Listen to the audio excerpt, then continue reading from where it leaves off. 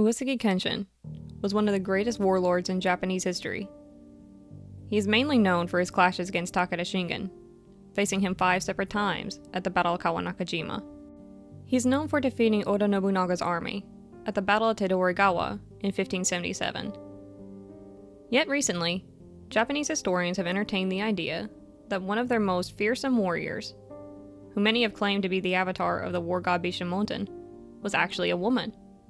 A small minority believes this claim, despite this only being a possibility. Could it be true, or is there some other explanation? Welcome back to the Sengoku Archives, and in this video, we're going to take a look at the life of Uesugi Kenshin, explain the reasoning behind the theory, and look at the arguments from each side. Uesugi Kenshin was actually born Nagao Kagetora, being either the third or fourth son to Nagao Tamekage, a retainer of the Yamauchi branch of the Uesugi clan. His father had won many military battles for the Uesugi, but problems arose when Tamekage began to have problems with the neighboring Ikewiki in Kaga. Tamekage met the Ikewiki at Sendano in December of 1536, but he was defeated and killed. With Nagao Tamekage's death, the Nagao family began to fall apart with succession disputes. Nagao Hirokage, the eldest son, immediately began to try to take control of the clan, which would lead to the deaths of Kagetora's elder brothers. Kagetora was removed from the conflict and taken to Rinsenji and remained there until 1544. When Kagetora was 15 years of age, many of his father's retainers came to him, asking him to overthrow his brother Harukage. While he was a bit reluctant to do so, Kagetora understood it needed to be done for the survival of Echiko. After taking up a position at Tochicho Castle and defending it from rebels plotting against the Uesugi, Kagetora was finally able to remove Harukage from power in 1548. Kagetora became the head of the Nagao clan at 19 and took up residence at Kasagayama Castle, but he remained a retainer to the Uesugi clan. By 1551, the Uesugi clan had faced a number of defeats by the Hojo clan. The Uesugi ended up having to retreat to Kasagayama, where the leader of the clan asked for refuge. Kagetora accepted, but on certain conditions. Kagetora would only do so if the clan leader, Uesugi Norimasa, adopted him and made him the heir to the Uesugi, and give him the titles of Echiko no Kami, Lord of Echiko, and Kanto Kanrei, Shogun's deputy for the Kanto region. Norimasa accepted, and the renamed Uesugi Kagetora would begin his preparations for war against the Hojo. In 1552, Kagetora shaved his head and became a Buddhist monk, taking the name of Kenshin. After he became the Lord of Echiko, Kenshin began his famous clashes with Takeda Shingen. They fought at Kawanakajima 5 times, in 1553, 1555, 1557, 1561, the most famous of the 5, and lastly, in 1564. It was during the 4th Battle of Kawanakajima that the two generals met face to face. Kenshin charged the Takeda main camp on horseback and took Shingen by surprise. All Shingen had to defend himself with was a tessen, a war fan. A statue of this legendary encounter now stands in Hachimanbara Park in Nagao. Even though the men were rivals, they had great respect for one another. Kenshin would even help Shingen out when the Imagawa and Hojo clans boycotted salt trade with the landlocked Kai province while being at war with them. Kenshin sent salt and various other supplies, stating that, quote, "Wars are to be fought with spears, not with rice and salt." It has been said that when Takeda Shingen lay dying in Noda Castle, he told his son, Katsuyori, that the only daimyo who could be trusted in Japan was Uesugi Kenshin. Takeda Shingen passed away in 1573. In the end, all of his neighbors heard about Shingen's death. Hojo Ujimasa rushed a messenger to tell Kenshin of the news. Kenshin happened to be having his meal. He put down the chopsticks and lamented, "I have lost my good rival. We won't have a hero like that again." For a long time after, he privately wept for him. By 1564, Uesugi Kenshin not only had control of Echiko, but also had control of Etsu and Kozuke provinces. Going into the 1570s, Oda Nobunaga became more of a prominent enemy, especially after the death of Takeda Shingen in 1573 and their extreme defeat at Nagashino in 1575. After Hojo Ujiyasu passed away in 1571, and Shingen's passing, Kenshin became the most powerful daimyo in the Kanto region.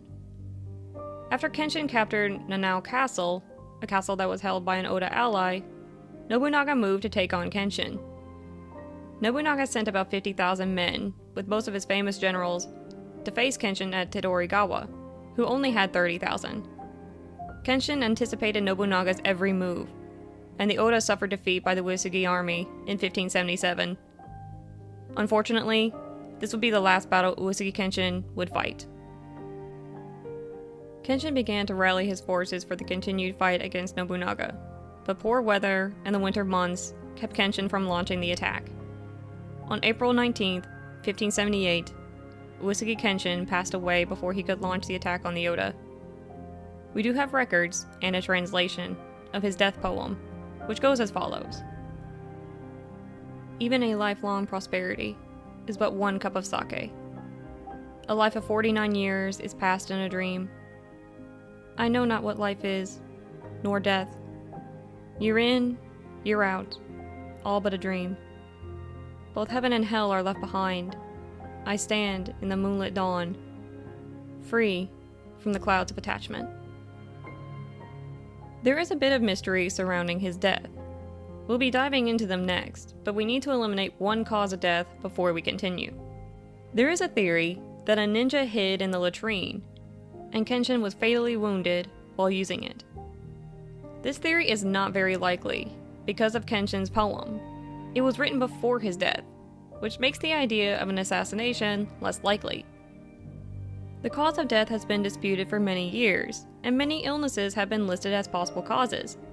Yet, the cause of death is not the only reason why Uesugi Kenshin's gender has been called into question.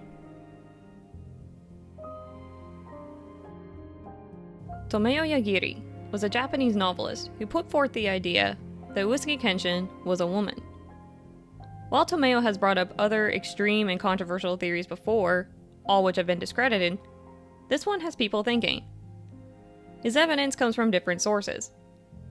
One source was a report from the 16th century on Japan, kept in a monastery in Toledo, Spain.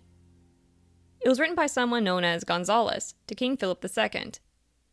In Gonzales' report, Kenshin is referred to as the tia, meaning aunt in Spanish, of Uesugi Kagekatsu, who was a biological son of Kenshin's sister, Aya. Kenshin also suffered from stomach cramps around the 10th of every month, and would even plan military campaigns around it. It is implied that Kenshin went through menstruation, and avoided the battlefield during that time. Yet that is not the only thing that stands out with the 10th of every month and stomach cramps. According to one source called the Todaiki, the doctor described Kenshin's cause of death as what could possibly be diagnosed as uterine cancer, or also known as endometrial cancer in today's medical terminology. Symptoms of uterine cancer include vaginal bleeding after menopause, bleeding between periods, pain in the pelvis, pain during sexual intercourse, abnormal, heavy, or irregular menstruation, abnormal vaginal bleeding, weight loss, and abnormal, watery, or blood-tinged vaginal discharge. The chances of having uterine cancer are rare, but it is most common in women aged 50 and older. Continuing with the 10th of every month, according to some sources, Kenshin dies around the 10th of March, which would line up with the stomach cramps that landed around the 10th of every month. Kenshin's appearance has also been called into question. Sources of the day, and even portraits from the Sengoku Jidai, depict him more feminine than masculine.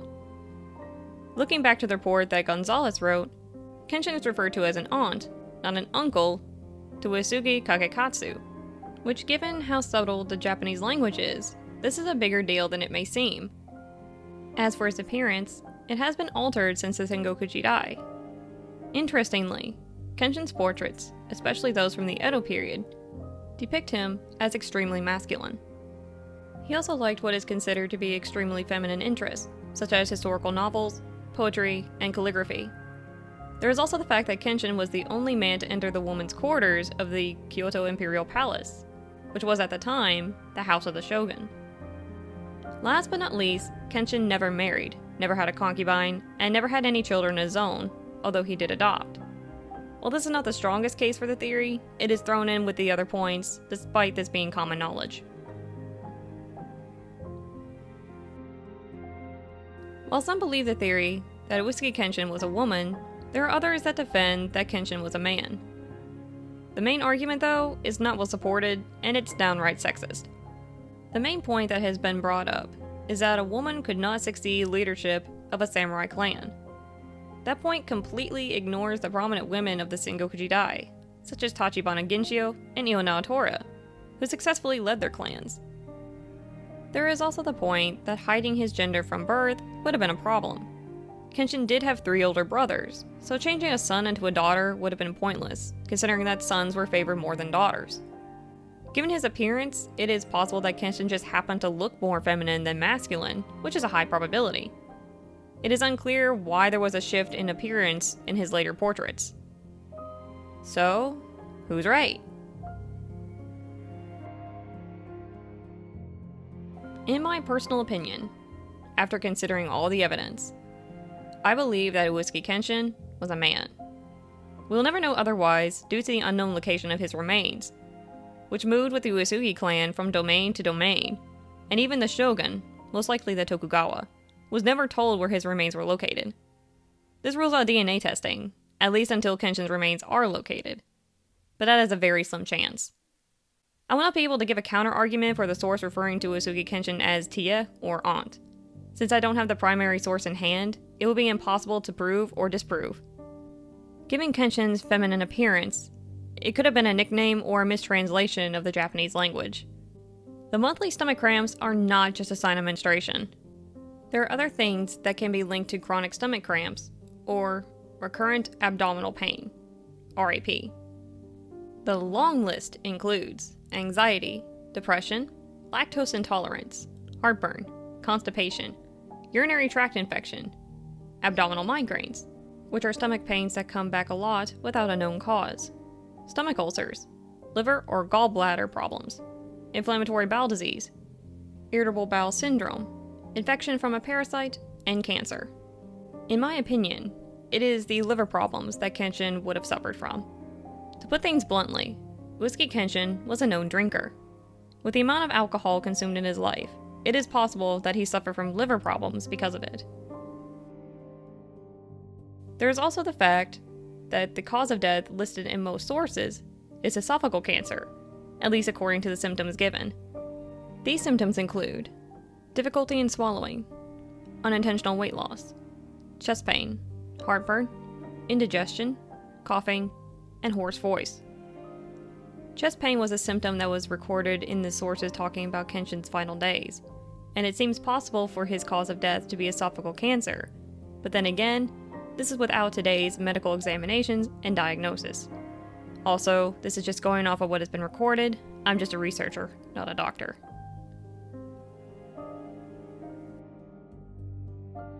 Today, Japan has contemplated the idea that one of their most powerful daimyo might have been a woman. But even when depicting the warlord, Uesugi Kenshin is still masculine. The Japanese musician Gackt played Uesugi Kenshin in the NHK Taiga drama Furin Kazan in 2007, and he recalled that Kenshin was always portrayed as a very tough man. Yet his portrayal seems more feminine at first glance. He matches more of how Kenshin was painted in portraits during the Sengoku Jidai. This clean-shaven, long-haired, feminine-looking Kenshin received much criticism, but a small number did approve of this depiction. Samurai Warriors, or Sengoku Musu, takes on the Edo period's description of Uesugi Kenshin and takes on an extremely masculine portrayal of him. He looks downright terrifying in the Samurai Warriors series, and one can definitely tell that they focused on him being the avatar for the god of war, Bishamonten. This version of Kenshin lines up with how most people are viewing him: strong, intelligent, and extremely masculine. And then there is Sengoku BASARA. Despite Samurai Warriors and Sengoku BASARA both being released a year apart from one another, the game sometimes takes different approaches to the same character. While Samurai Warriors' version of Kenshin is masculine, the same cannot be said for Sengoku Basara's version. Basara's version is definitely more feminine, even going so far as using hiragana for his speech text in the video games, and being voiced by a woman, Romy Park. While this version of Kenshin is more gender neutral, this is not necessarily a bad thing. This allows players to make their own assumptions about Kenshin's gender, based on their stance on the theory. I believe that the debate about whether Uesugi Kenshin was a woman or a man will continue for many generations. Without any way to prove it with a DNA test, all we have to go on are the sources from the past and portraits from the era. There is no right or wrong belief here. This is another way to get people to talk about one of the greatest individuals in Japanese history. What I put forth was only my opinion on the facts as they are presented. Many others support the theory, and that's okay.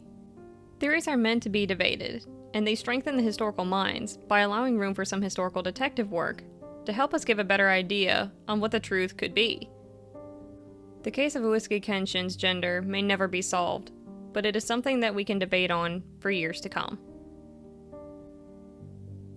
Thanks for watching. Please be sure to check out our other videos and subscribe to the channel so you don't miss what's next. I'll see you all next time!